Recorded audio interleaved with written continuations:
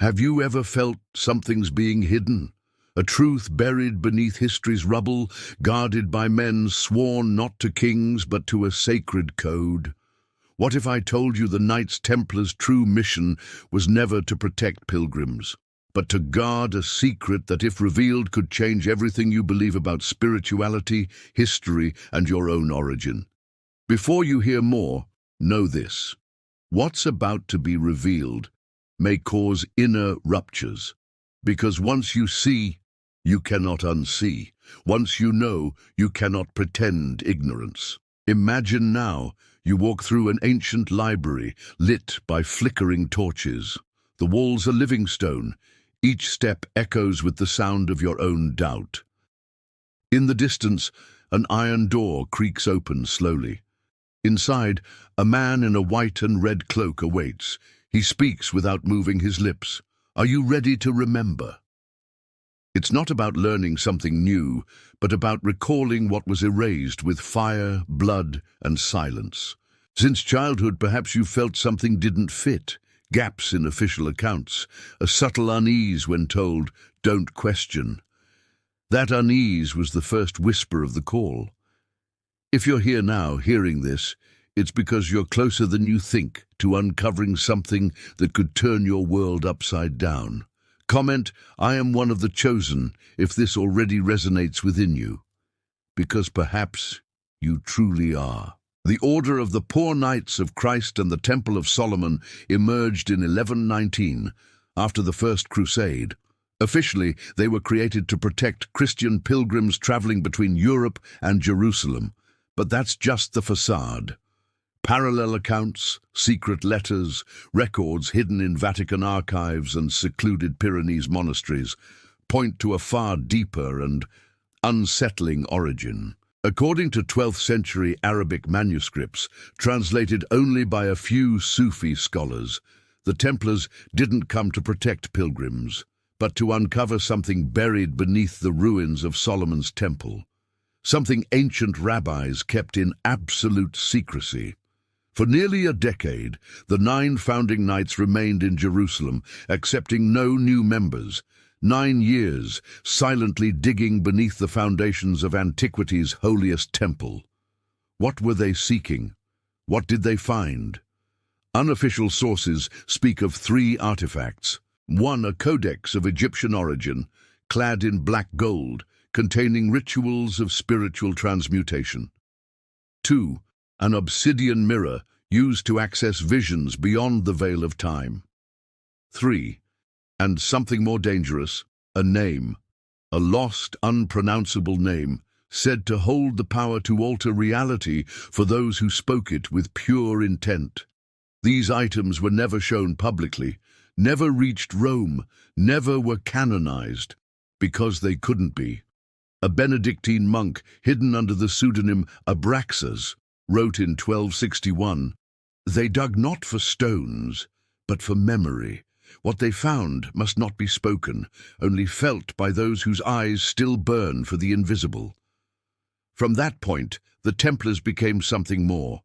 They founded secret commands, used code words in Latin mixed with Hebrew and Aramaic syllables, built hidden temples with architecture based on golden ratios and astrological alignments, all for one purpose: to keep the secret alive.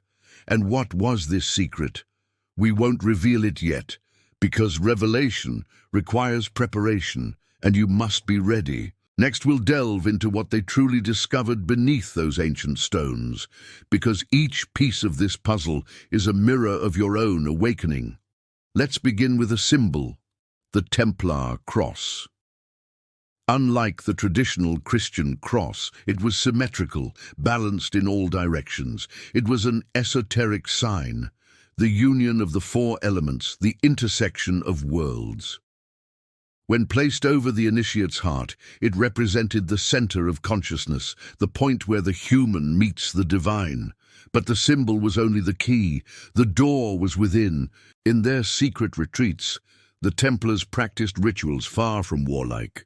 Forgotten accounts, written in Greek mixed with Coptic and Kabbalistic symbols, describe underground chambers where novices were left in total darkness for 3 days. Upon emerging, they claimed to have received visions, or as some said, to have died to the world and been born to the light. These rituals resemble Egyptian initiation practices, similar to those of the priests of Isis and Osiris, but with a disturbing detail. The Templars didn't just study these traditions. They claimed to have rediscovered something even older, the fragments of the Atlantean key. According to Helena Blavatsky, there was a lineage of knowledge spanning eras, from Atlantean sages to Egyptians, Essenes, and Templars. She wrote, "Those who keep the flame do not belong to time. They arise when humanity is about to forget itself." And the Templars knew this. Writings found in the ruins of Dom, where many were imprisoned and tortured, speak of visions with beings of light and living geometries. Drawings scratched in blood show forms resembling the flower of life, Metatron's cube. Why would Christian knights draw symbols of Eastern mystical traditions? Because they knew the truth is one, but it was divided to dominate. The initiate's progression within the order was not military, it was vibrational. Those who reached the fourth veil began to see the world as patterns of energy and consciousness, no longer as matter, but as manifestation. And here's the key. The Templars' greatest secret wasn't physical, it was the understanding that the universe is mental, as hermeticists would later teach, that the word creates reality, that faith, united with knowledge, is absolute power.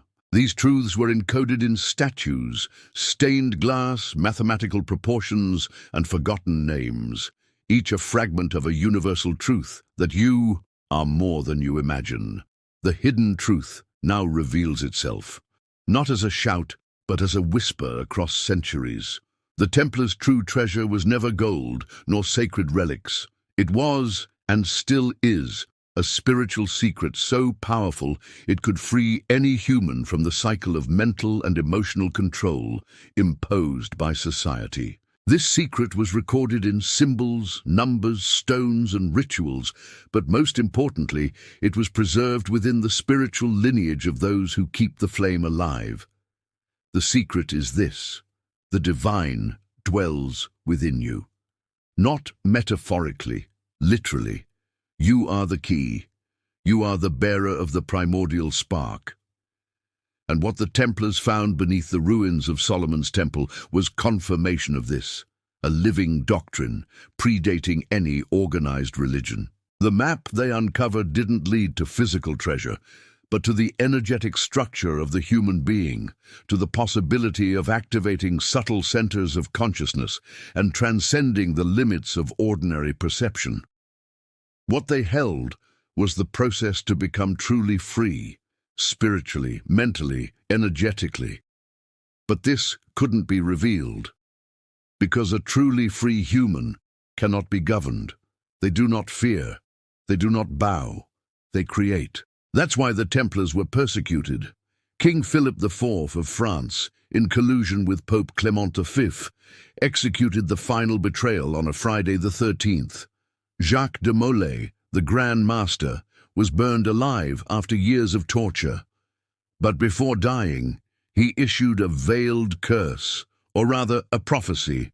"I summon you to the tribunal of the Most High before the year ends." Both died within the same year. Coincidence, or the echo of a force operating beyond linear time? What's more shocking, however, is what followed. Some Templars vanished, not fled. They were absorbed into secret initiatic lineages. They infiltrated discreet societies, safeguarded texts in hidden monasteries, and passed their knowledge through codes, parables, art, and even dreams. Helena Blavatsky, in the 19th century, claimed that much of this knowledge would reappear at the end of a human cycle, and that the Templar spiritual lineage would reincarnate in ordinary, silent, awakened seekers. Perhaps you are one of them. Perhaps this is the most dangerous revelation, that everything you've always sought is already within you. If you've reached this point, it's not by chance. There's a deep, almost invisible reason that brought you to these words. Perhaps it's the memory of an ancient sound, a forgotten vibration now beginning to resurface within you. The Templars knew that the soul's awakening didn't come through dogmas or external promises. The key wasn't in public ceremonies, but in silent, personal, inner practices, a subtle alchemy, a work of refining one's own consciousness. At the heart of the Templar teaching was the maxim, "Know thyself, and you will know the gods and the universe." This is where you come in, because the secret was never about them. It was always about you, about us, about all who carry within a seed of something greater, yet lulled to sleep by centuries of induced forgetting. The path the Templars walked didn't end in their pyres.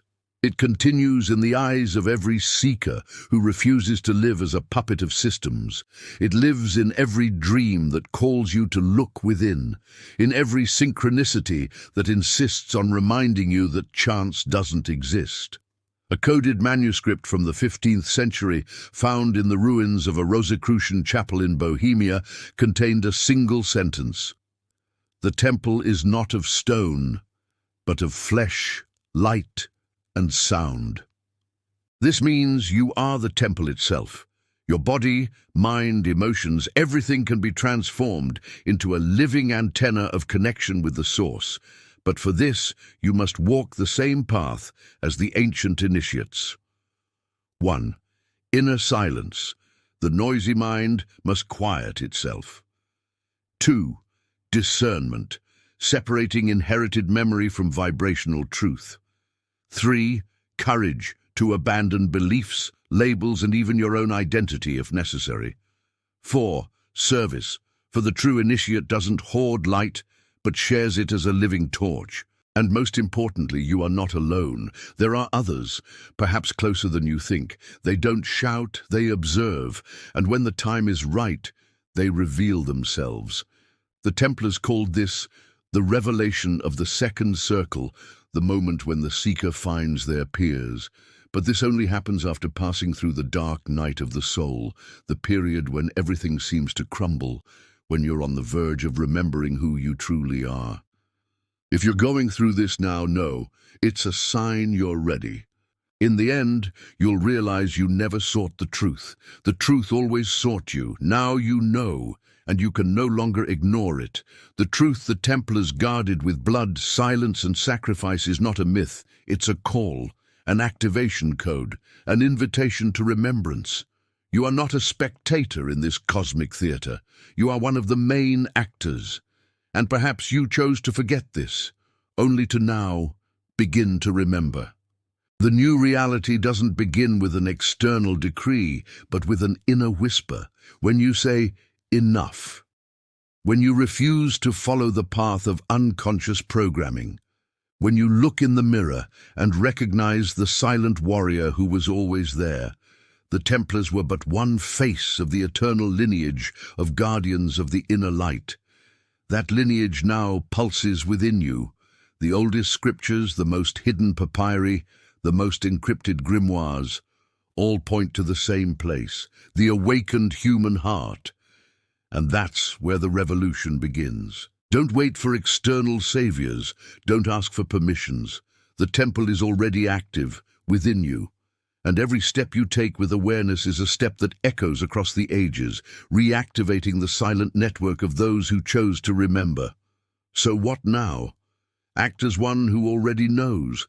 Think as one who has already seen. Feel as one who already is.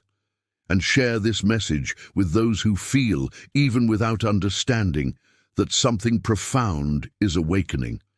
Because the greatest conspiracy of all is this, making you forget you were always sacred. Comment, "I am one of the chosen," if this resonates with you. Subscribe.